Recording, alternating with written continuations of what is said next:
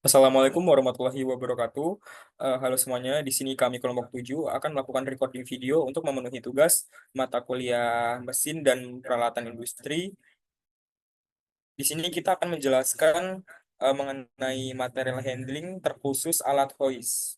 Saya sendiri, Bagas Kamara Putra, dan Novita Savitri, Sonya Krei, dan Alivia Najwa. Pada kesempatan kali ini, kita akan membahas material handling secara umum. Material handling merupakan aspek penting dalam sebuah industri yang bertujuan untuk meningkatkan efisiensi, keselamatan kerja, dan pengurangan biaya, agar produktivitas perusahaan dapat meningkat secara signifikan. Terdapat banyak alat dalam material handling, dan yang akan kita bahas pada kesempatan kali ini yaitu adalah alat hoist.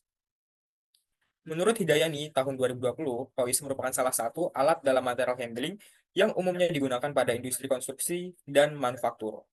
Hoist memainkan peran penting dalam pengangkutan material dengan berat yang tidak memungkinkan untuk diangkut secara manual oleh para pekerja. Secara umum, hoist digunakan untuk memindahkan barang atau material dari satu tempat ke tempat lainnya. Hoist berperan secara krusial dalam meningkatkan efisiensi dan keselamatan kerja dalam sektor industri.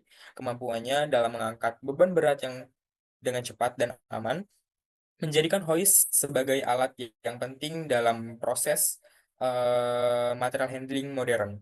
Pengertian ini disampaikan oleh Akbar dan Mulyati pada tahun 2024 dalam penelitiannya. Menurut Akbar dan Mulyati pada tahun 2024, penggunaan alat hoist dalam berbagai sektor memiliki beberapa tujuan, yaitu efisiensi operasional, mengurangi resiko kerusakan barang selama pengangkutan, lalu meningkatkan layanan untuk memenuhi kepuasan pelanggan, dan yang paling utama yaitu untuk mengurangi resiko cedera demi keselamatan para pekerja. OIS memiliki beberapa keunggulan dalam hal efisiensi, keamanan, dan keandalan.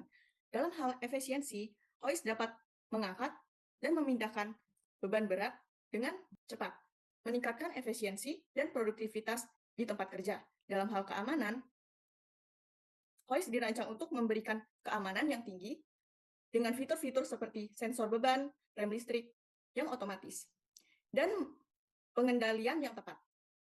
Dalam hal keandalan, hoist dibangun dengan kualitas tinggi dan dirancang untuk daya tahan yang lama. Dengan pemeliharaan yang tepat, hoist dapat tetap berfungsi dengan baik selama bertahun-tahun. Hoist juga memiliki kekurangan, yaitu membutuhkan biaya investasi yang tinggi, pelayanan terbatas pada area yang ada, keterbatasan jangkauan, gerak yang hanya dapat mengangkat atau menurunkan beban dalam arah vertikal. Hoist membutuhkan perawatan rutin untuk memastikan komponen seperti rantai, kabel, dan rem tetap berfungsi dengan baik. Selanjutnya, saya akan menjelaskan jenis-jenis hoist. Hoist atau kereken adalah alat angkat yang digunakan untuk memindahkan beban secara vertikal. Hoist memiliki beberapa jenis, di antaranya yang pertama ada manual.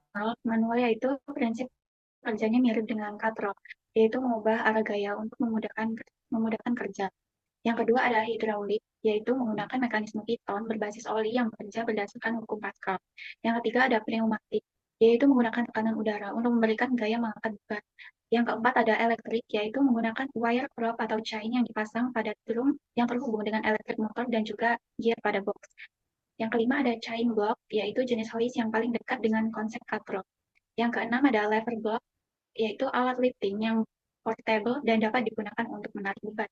Yang ketujuh ada electric wire rope hoist, yaitu solusi alat angkat yang memudahkan pekerjaan. Yang kedelapan ada airline hoist, yaitu alat lifting yang mengadopsi dua teknologi. Yang kesembilan ada mini hoist, yaitu katrol electric mini yang memiliki kapasitas daya angkut yang lebih kecil. Yang ke-10 yaitu ada jeep crane. Selanjutnya, cara kerja pada hoist dilakukan dengan menggunakan motor listrik dan juga rantai atau kabel yang melekat pada hoist. Berikut adalah tahapan-tahapan cara kerja pada hoist. Yang pertama, kabel atau rantai hoist dihubungkan ke beban yang akan diangkat. Yang kedua, melalui motor listrik, kabel atau rantai hoist ditarik ke atas. Yang ketiga, ketinggian beban yang diangkat dapat diatur dengan mengatur jumlah kabel atau rantai yang ditarik. Yang keempat, bila beban sudah sampai pada tempat yang diinginkan, kabel atau rantai hoist ini dihentikan untuk menurunkan beban ke lokasi yang akan dituju. Cara kerja hoist ini memungkinkan penggunaan hoist untuk mengangkat dan memindahkan beban dengan efisien dan juga aman, terutama dalam situasi di mana beban memiliki berat yang sangat besar. Selanjutnya di sini saya akan membahas tentang di mana peralatan hoist ini berada dan hal berpotensi apa yang kita dapatkan ketika menggunakannya. Yang pertama, peralatan ini biasanya itu ditempatkan di area yang membutuhkan aktivitas pengangkatan berat.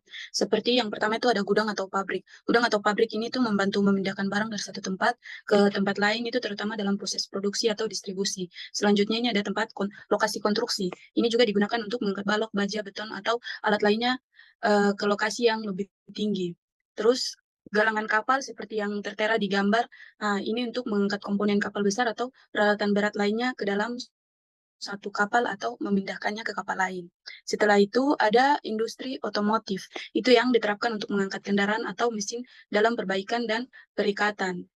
Selanjutnya ini hal menarik dan berpotensi dari penggunaan hoist. Yang pertama itu efisien dan keamanannya terjaga.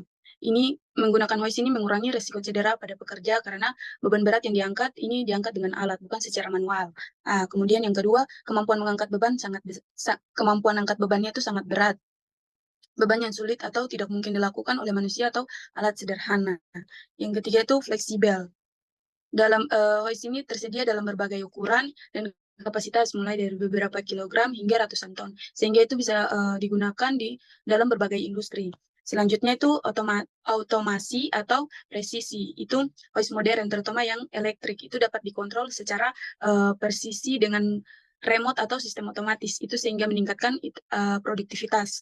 Selanjutnya tuh penghematan waktu. Dengan hoist ini pekerjaan atau pengangkatan itu akan lebih cepat dibandingkan metode tradisional seperti derek manual.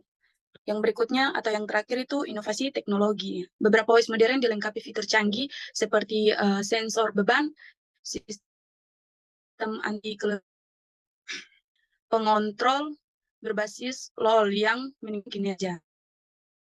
Jadi menggunakan hoist ini tidak hanya mempercepat pekerjaan, tetapi juga mendukung lingkungan kerja yang lebih aman dan produktif. Baik, itu tadi yang dapat kami sampaikan dari kelompok 7 mengenai alat hoist dalam material handling. Kurang lebihnya kami mohon maaf. Kami akhiri. Wassalamualaikum warahmatullahi wabarakatuh. Audio Jungle.